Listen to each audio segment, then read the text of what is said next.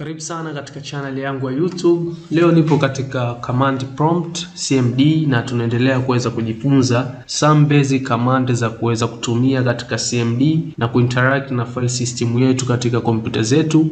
So kama unavyofahamu, CMD ni powerful tools ambayo ni muhimu sana kuweza kufahamu kama wewe ni mtumiaji wa operating system ya Windows, kwa sababu sometime unaweza kukutana na shida ambayo itakuhitaji wewe kuweza kutumia CMD kuweza kusolve hiyo shida. Kwa hiyo isije kuwa ngumu kwako kuweza kufanya hivyo. Na leo nimekusogezea command ambayo itatuwezesha sisi kuweza kuandika na kuweka content ndani ya files zetu. Kama unavyofahamu, katika video iliyopita tuliweza kutengeneza files na tulishia pale, hatukuweza kuandika lolote ndani ya zile files ambazo tunazitengeneza, kwa vile zikiwa zimetengenezwa zinakuwa zipo empty.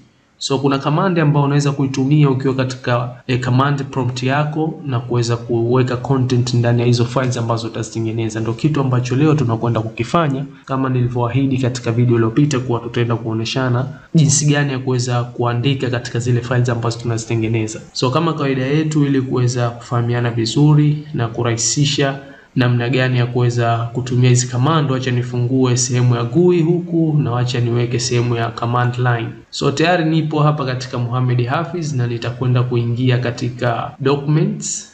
So katika command line nitaandika cd, nitaandika documents, nita click tab, nitamalizia kama hiyo directory ipo ama hilo folder lipo katika directory hiyo, basi nita click enter kuweza kuingia ndani ya document, na nikiandika hapa dir nita click enter kuweza kulist folder na files ambazo zitakuwa zimo katika directory hiyo ya documents. Kama unavyoona, folder hizi ambazo zipo hapa ama hizi directory ndio hizi ambazo unaziona huko katika GUI ya kompyuta yangu.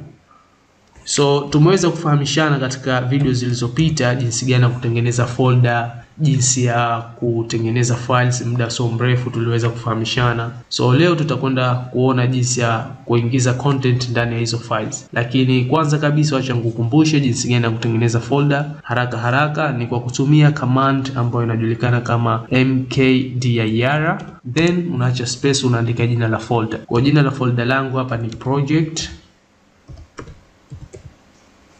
Kwa sasa hapa katika directory ya documents katika GUI yangu hakuna folder ambalo linasomeka project. So kwa kupitia command ya mkdir na kuandika jina la folder ambalo nahitaji kulitengeneza, folder litatengenezwa hapa na tutaliona lina display katika graphic user interface huku katika window yetu. So nita click enter katika command line yangu na folder litakuwa limetengenezwa, na ili hapa tunaliona hapa chini lime display, na nikifungua kwa sasa hamna kitu chochote. Kwa nimeingia ndani humu kwa kupitia katika GUI. Na vipi nitaweza kuingia kupitia katika command line? Ni kuandika cd na nikaacha space, nikaandika hiyo directory ambayo nahitaji kuingia ambayo ni project.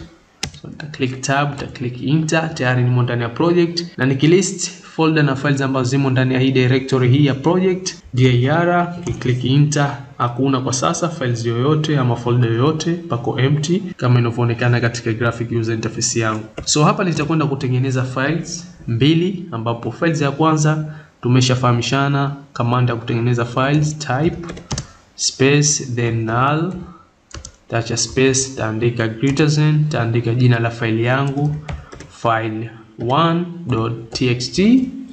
Usisahau kuweza kuweka file extension kwa tayari hapa. So file hii ambayo tunaitengeneza hapa ipo empty, haina kitu ndani yake itakuwa. Kwa nita click enter, tayari file yangu imetengenezwa na huko katika GUI naiona hii hapa. Niki double click kufungua hii file nakuta hamna kitu chochote, ipo empty. So vipi utaweza kuweka content kwa kupitia katika CMD? Ndio kitu ambacho lengo letu kubwa katika video hii. Kuweza kuweka content ndani ya file hii ya file 1, una uwezo tu wa kutumia command hii ya copy na ukaacha space, ukaandika con, then ukaandika jina la hiyo file ambayo unahitaji kwenda kuingiza content. Kwa hiyo nitaandika file1.txt, na kumbuka kuwa vitu hivi vyote tunavifanya tupo katika directory ya ile ambayo file yetu ipo. Kwa hiyo hakikisha kitu hicho sio upo katika directory ya project ambayo ipo katika directory ya document, alafu unakwenda kuedit files ambayo ipo katika directory ya desktop. Itakubidi uweze kuandika path nzima hadi kufika katika hiyo file ambayo ipo katika desktop. Kwa hiyo hakikisha path yako hadi kufika katika hiyo file. Then baada ya hapo nita click enter. Kama unavyoona imetuletea chini hapa na imetuletea, ikimaanisha kwa hapa tuna uwezo wa kuandika hizo content ambazo tunahitaji kuandika katika hii files 1. So hapa mimi nitaandika hello, nita click enter kuweza kusave. So overwrite file 1.txt. So hapa nitakuwa na uwezo wa overwrite na hiyo file itakuwa overwritten, itaandikwa. So nita click yes, click enter, then nitakuja mstari wa chini ambapo hapa nitaandika copy command, then nita click enter,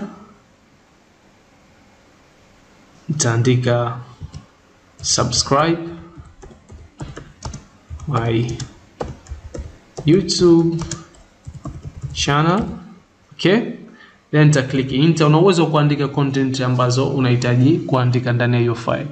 Ili kuweza kutoka katika hiyo file uta click Ctrl Z katika keyboard yako na uta click enter, then utakuwa tayari umeweza kutoka katika hiyo files.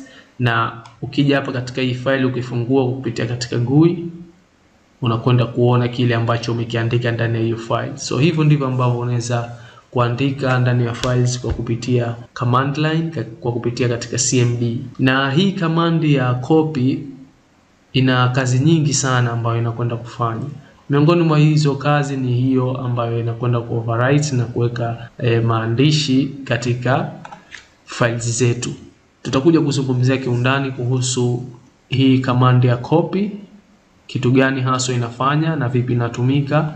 So usiwe mbali na channel yangu, endelea kufuatilia channel yangu, subscribe my YouTube channel, share na wengine wapate kujifunza. Asante sana, tukutane katika video inayofuata.